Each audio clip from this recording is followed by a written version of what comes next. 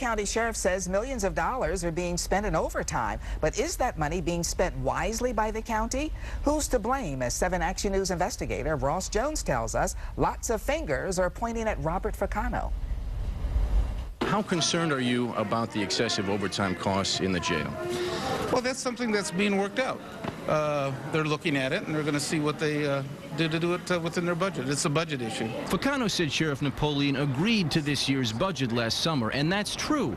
But at the time he did, there were about 1,800 inmates in the county jail. Since then, that number has swelled to 2,100. First of all, there hasn't been a request for actual bodies. When there's a request, we've already started to fill it. They're being disingenuous when they tell you that. Napoleon says Facano has underfunded his department big time and showed us these records. A request for 24 new cops was delayed for months, he says. And in this April letter, a sheriff's official calls Facano's jail budget unreasonable and impossible. Facano says that's not true. I am telling you that everything has been reasonably done within the budget. Why does the sheriff say otherwise? Well, at this point, because he's over his budget.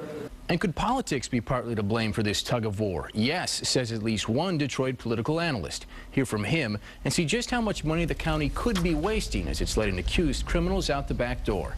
I'm Ross Jones. We'll see you at 11.